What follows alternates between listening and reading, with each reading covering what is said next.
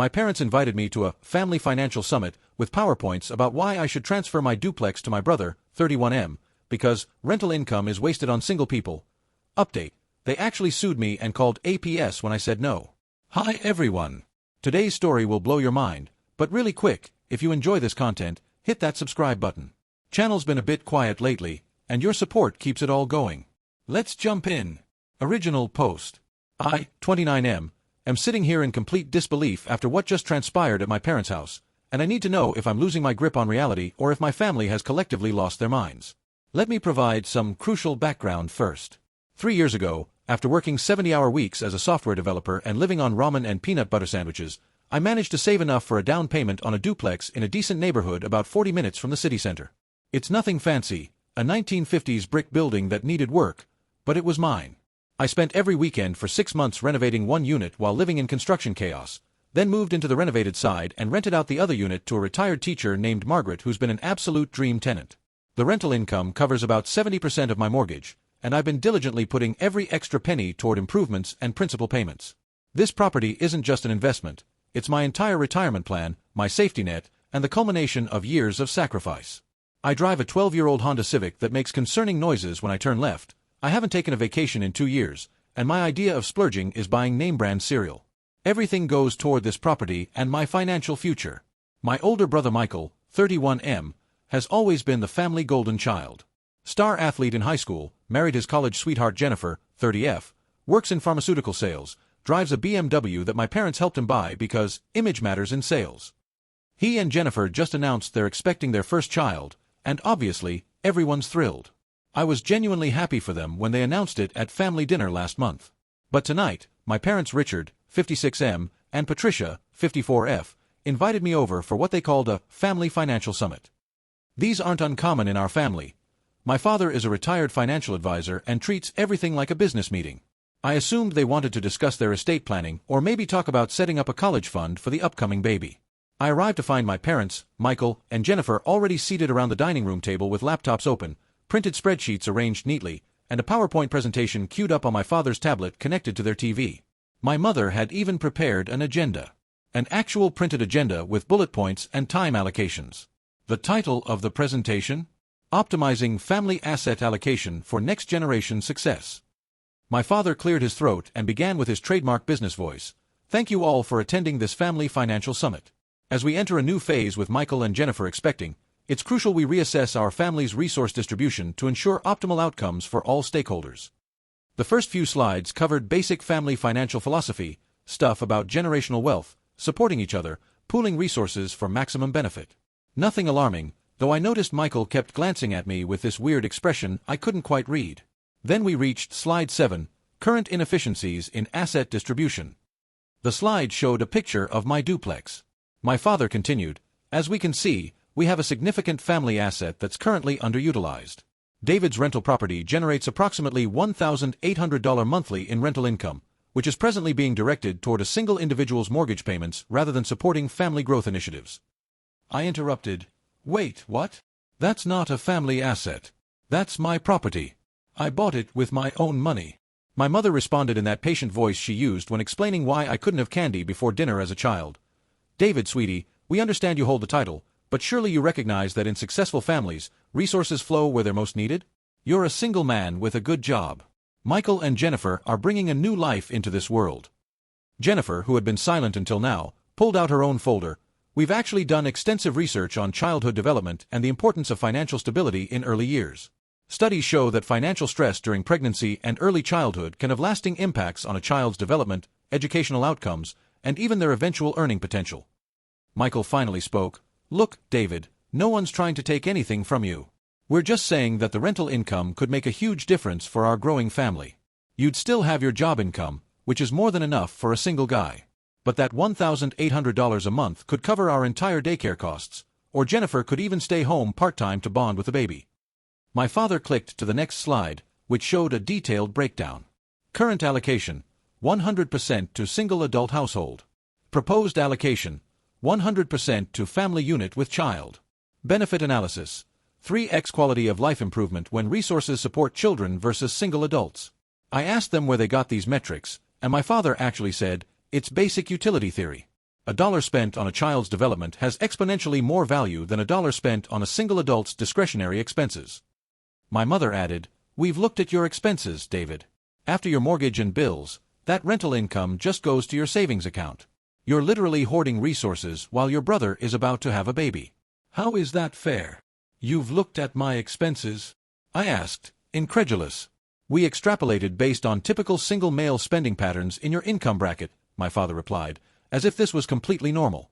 They actually had a slide titled, "David's Excess Capital versus Michael's Shortfall," that showed projected expenses for raising a child against what they assumed was my surplus income. The assumptions were wild.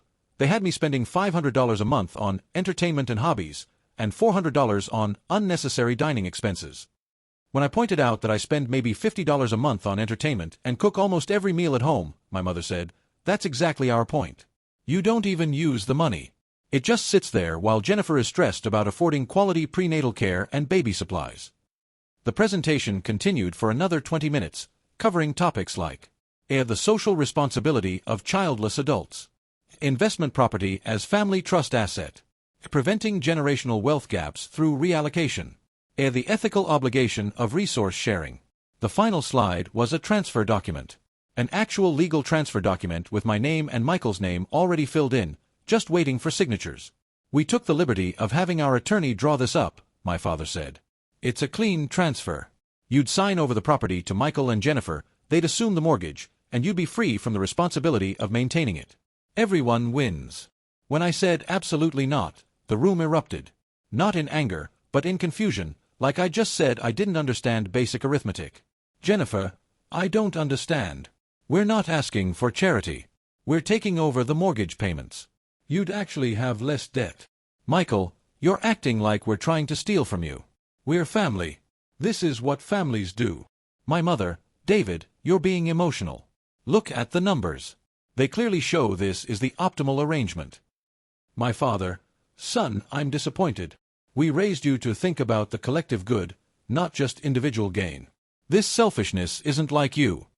I stood up to leave, and my mother actually said, "Well, don't make any rash decisions. Sleep on it. The logic will become clear when you're not being so defensive. We'll reconvene next week to finalize everything." As I was walking out, Jennifer called after me, "David, I'm pregnant and scared about money." "Doesn't that matter to you at all?" Michael added, "You know what? When you have kids someday, you'll understand. Until then, you couldn't possibly get it." The family group chat has been active since I left 2 hours ago. My parents sharing articles about toxic individualism and the importance of family resource pooling. Michael sent a link about how single people are statistically happier when they contribute to raising nieces and nephews. Jennifer posted a picture of a baby outfit with the caption, "Wish we could afford nice things like this." Am I insane? This is theft, right? Just because they're wrapping it in spreadsheets and financial jargon doesn't change that they're trying to take my property. The property I worked myself to exhaustion for, that I saved every penny for, that represents my entire future financial security. But they're all acting like I'm the unreasonable one. Update 1, 2 weeks later. The situation has escalated to levels I never thought possible. After reading everyone's comments confirming that I'm not insane, I thought maybe my family would cool down and realize how inappropriate their request was. Instead, they've shifted into what I can only describe as corporate hostile takeover mode. This week's Family Financial Summit. Yes, they scheduled another one and sent me a formal calendar invitation with a read receipt request, included new participants. My parents had invited their longtime accountant Thomas, their estate attorney Robert, and, most surprisingly, my Aunt Catherine, my father's sister, who is a real estate broker. I brought my own reinforcement, my best friend James, who's a contract lawyer. The look on my parents' faces when I walked in with legal representation to a family meeting was something between hurt and indignation. "This is a family discussion, not a business negotiation," my mother said. James replied, "From what David's told me, you're trying to transfer a $400,000 property. That's absolutely a business negotiation." My father tried to dismiss James. "This is a private family matter." "Then stop treating it like a corporate acquisition," James responded, pulling out his own laptop. They proceeded anyway with their enhanced presentation. This time, they'd done what they called a comprehensive family wealth analysis. They had pulled property records showing comparable rental rates in my area. It created projections showing the duplex value would increase 40% over the next decade. I analyzed my spending patterns based on my social media and estimated my true expenses. I compiled data on the average costs of raising a child in our state.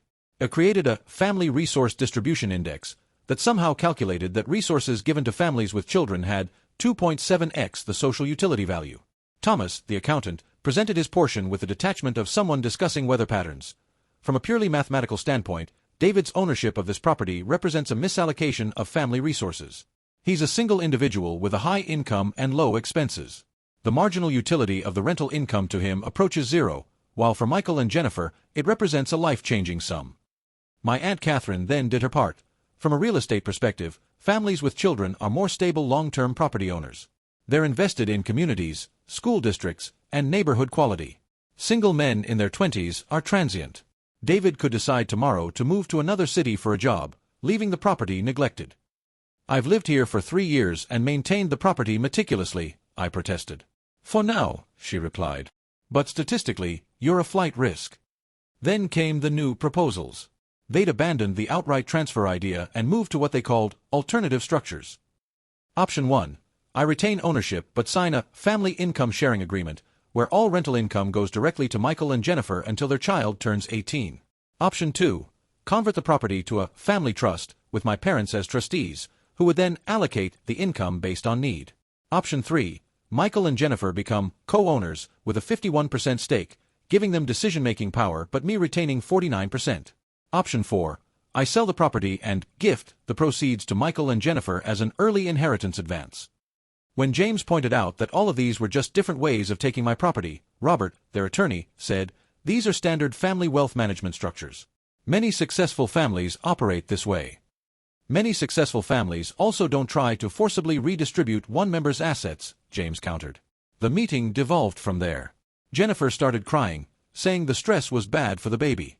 Michael accused me of caring more about brick and mortar than family. My mother suggested I needed therapy to address my pathological attachment to material possessions. Then my father dropped the bomb: "If you refuse to be reasonable, we'll have to reconsider the family trust distributions." For context, my grandparents left a family trust that my parents control. It's supposed to be distributed equally among grandchildren when we turn 35. It's not life-changing money, maybe $30,000 each, but my father was essentially threatening to cut me out if I didn't comply. "That's extortion," James said flatly. "It's incentivizing family cooperation," my father replied. But the worst part came after the meeting. I discovered that Michael had been taking matters into his own hands. My tenant Margaret called me, confused, because someone had slipped a notice under her door about upcoming management changes, and directing her to start paying rent to a different account next month. I immediately went to the property. Sure enough, there were several notices posted, all on official-looking letterhead from M&J Property Management, LLC, a company Michael had apparently just created. When I confronted him, he said, "I'm just preparing for the inevitable. You'll come around once you think about it rationally. I'm trying to make the transition smoother." I had to send Margaret a formal letter confirming I was still the owner and to ignore any other notices. I also installed security cameras after finding out Michael had been showing the property to Jennifer's parents, telling them about their new investment opportunity. The family pressure has intensified. My cousins are getting texts about how I'm refusing to support a pregnant woman. My grandmother, who has dementia, was told that I was evicting Michael and Jennifer from their home, causing her significant distress until I could explain the truth. My mother posted on Facebook about how some people value money over family, and how pregnant mothers shouldn't have to beg for support from family members who have more than they need. She didn't name me, but everyone knows. Update 2, 1 month later. I'm writing this update from a hotel room because I no longer feel safe in my own home. Yes, it's gotten that bad. After my last update, I thought setting firm boundaries and having James send a formal cease and desist letter would end things. Instead, my family has escalated to tactics I never imagined they were capable of. It started with what they called an intervention. I came home from work to find my parents, Michael, Jennifer, Aunt Catherine, and 3 family friends sitting in my living room. They'd gotten the key from the emergency contact information I'd stupidly given my mother years ago. They sat me down and took turns explaining how my selfishness was destroying the family. Each person had prepared statements. Family friend Carol: "David, I've known you since you were born. This isn't who you are. You've always been generous and caring. This property has changed you." Aunt Catherine: "Your grandparents would be ashamed. They built their wealth to support the family, not for individual hoarding. Jennifer, now visibly pregnant. Every night I cry thinking about how my child's own uncle values rental income over their well-being. They'd even brought a therapist, someone named Dr. Elizabeth Harrison, who claimed to specialize in family wealth dynamics and financial trauma. She spent 30 minutes explaining how my attachment to the property was actually a form of psychological disorder stemming from childhood insecurity. When I asked her to leave my home, she said, "This resistance validates my diagnosis. You're exhibiting classic signs of material attachment disorder." I had to threaten to call the police before they finally left. 2 days later, things got worse. Adult Protective Services showed up at my door, responding to a report that I was mentally unstable and unable to manage my financial affairs. The report, filed by concerned family members, claimed I was showing signs of paranoid delusion, believing family members were trying to steal from me when they were actually trying to help. The social worker, Nancy, was professional but clearly annoyed once she understood the situation. She actually said, "So let me get this straight. Your family is actively trying to take your property, and they're claiming you're delusional for noticing that they're trying to take your property?" The investigation was closed quickly, but the fact that they tried this was shocking. Then came the financial warfare. My father, using his connections from his career as a financial advisor, started making calls. My mortgage company received concerns about the property's management. My insurance company got anonymous tips about suspicious activities at the Duplex. The city received complaints about code violations that didn't exist. Each issue was resolved, but it was death by 1,000 cuts, constant stress, constant fighting to protect what was mine. Michael escalated his own campaign. He posted ads on Craigslist advertising upcoming vacancy in my rental unit. He contacted local property management companies saying he was looking to hire them for his duplex. He filed a complaint with the police claiming I was harassing his pregnant wife by refusing to transfer the property. He showed up during my tenant's birthday party, introducing himself as the new owner to all her guests. The birthday party incident was particularly egregious. Margaret's daughter called me furious, saying some man was at her mother's 70th birthday claiming to own the property and making everyone uncomfortable. I had to leave work immediately to remove Michael, who insisted he was just building tenant relations for the transition. My parents supported all of this. When I confronted them, my mother said, "Michael is showing initiative. He's nesting, preparing for his child. It's what expectant fathers do. You're the one making this difficult by clinging to legal technicalities." "Legal technicalities? You mean ownership?" I asked. "Ownership is just paper. Family is blood," she replied. The extended family campaign intensified. They created a private Facebook group called Support for Baby Thompson, where they coordinate their pressure campaign. Screenshots were sent to me by my cousin Brian, who thinks this is all insane. They share articles about toxic individualism, discuss strategies to help David see reason, and Jennifer posts daily updates about her pregnancy with captions like, "Trying to stay positive despite family stress." Then came the nuclear option. My parents' attorney, Robert, sent me a formal letter outlining a lawsuit they were considering. The basis: promissory estoppel and detrimental reliance. They claimed that because my parents had given me $5,000 7 years ago as a graduation gift, and because they'd provided emotional and financial support throughout my life, they had an equitable interest in my financial success. Furthermore, they claimed Michael and Jennifer had made financial decisions based on the reasonable expectation of receiving the rental income, including Jennifer reducing her work hours and them signing a lease for a larger apartment. My lawyer James laughed when he read it but said to take it seriously. "It's legally nonsense, but defending against nonsense still costs money and time. They're hoping to exhaust you into compliance." Final update, 3 months after initial post. I'm writing this final update from my new apartment in a city 300 miles away from my family. Yes, I moved. No, I didn't sell the duplex. Let me explain how we got here. After my last update, things reached a crescendo that forced me to make dramatic changes to protect myself and my property. The lawsuit my parents threatened became reality. They actually filed papers claiming equitable ownership of my duplex based on their lifetime investment in my success.